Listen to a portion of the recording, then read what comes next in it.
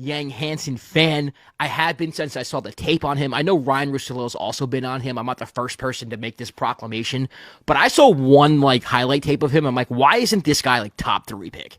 Does not make it. He is gigantic. He is a fantastic passer.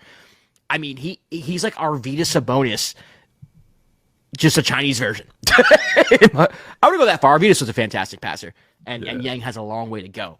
But this is in a league where you have Jokic. I'm not saying he can be Jokic, but you can build around this. He can be an offensive hub at the top of the key. Defensively, he seems like he can guard the paint. For now, he does foul a lot. He did foul out in his first game, so there's a little bit of like there's gonna be a little bit of a learning curve there. But he passes the ball very well. He has range. He takes it. He has good hands. He could take you off the dribble ish. If he gets a step on you, very similar to Jokic. I think the Blazers got a steal here, man. I really do. I know it's early. I know it's summer league. I know it's easy to overreact here, but the possibilities with Yang Hansen, and if Scoot continues to develop, dribble handoff game with Yang, Scoot's a good passer. I think, man, I think the Blazers got one here, man. I love this pick. I love Yang Hansen. Love what I saw from him. Yeah, I mean, I've been like I said before, you've been on the Yang train for a while. I think when we recorded previously, you said you like a little bit of a hot take. Yang has the chance was the one player when you watch, you're like, yeah, that guy's going to be really good, and he's shown that throughout the summer league. The Blazers moving up to draft him was kind of like everybody was like, why would they move up when they have DeAndre and they also got a Ayton? pick on top of that too. Yeah. So I'm saying like to do that to pick up a center when you have DeAndre Ayton, Donovan Clingan, and Robert Williams. We're like, something's going to happen. And then they obviously bought out Ayton. So now they have their center rotation of the future with Clingan and Yang. And Williams. And to be honest with you, Clingan's more of a backup to me. And Williams is always hurt. I don't know if he's a long-term option. Like, to me, the road's right there. I know Clingan was a lottery pick. I understand. And a higher pick than Yang was. But Clingan, to me, again, he's somebody who feels more like bring off the bench, give you a solid 15 to 20 minutes, solid player. Yang feels like he could transform your whole freaking offense if, he's passing the ball the way he is and he can be that hub. I mean, yeah, it's gonna, I don't think, like you said, it's summer league, so we don't want to put too much on it. At the same time, he's looked fantastic.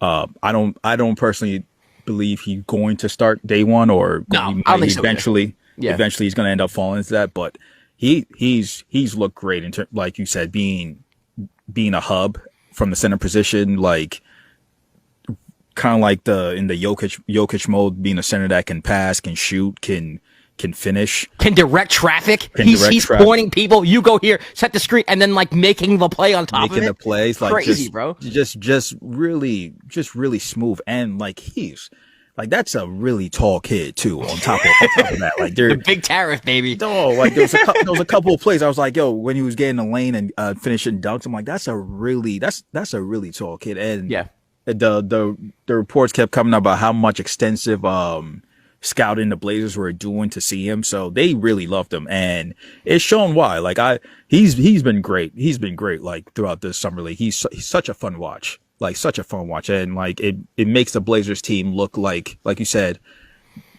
what they have there, like a very talented young piece to add to some of their other young pieces. So it's like a bright future for the Blazers. Yeah, I like what the Blazers are doing. I think they kind of jumped the gun a little bit this year. Going, I wouldn't say all in, but they've kind of turned it up to like, hey, let's kind of start winning some basketball games here. We're getting Drew Holiday. You have Advia there. You get rid of Ayton. Scoot's going to have to take that next step forward. Anthony Simons is somebody who, was attached to the old era with Damian Lillard and CJ McCollum, was, to be honest, just awful defensively. So I think they wanted more of a hard-nosed, like, we're going to beat you up and be physical with you type team. Again, Kamara has been a nice addition, a nice find there by the Blazers. I think the Blazers are going to be very competitive this year. I don't think they're going to, necessarily be a playoff team, but it wouldn't surprise me if they fight for a play-in spot here or there. They were way better in the second half of the year last year. I'm not a huge fan of Chauncey Billups. I don't think he's that great of a coach. So we'll see what happens there. I do think that this is the year where he either makes or breaks himself. I know he got an extension, but I do think that, where the organization is kind of putting players on the table for him to actually do something. It's like, okay, we have expectations this year. This is no longer like lean against the score table and put your hands in the pocket and just watch the games. Like, we want to see what you can do with the roster.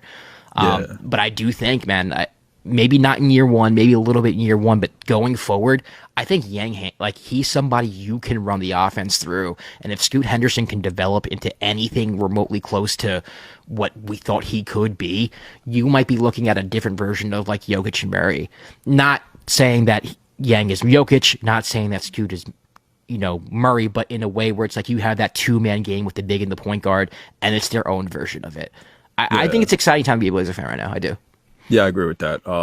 They, like you said, they have a lot of pieces in terms of, looks like they have an interesting mix of like really young players with like you said, with Scoot, with even Shaedon Sharpe. Shaedon Sharpe. So I forget about him because he's always hurt. But yeah, Shaden's another one, man. He's a beast. Another one. Yeah, like you mentioned, Tamani, and then adding veterans like a veteran like Drew, and you still have Denny who had a good year.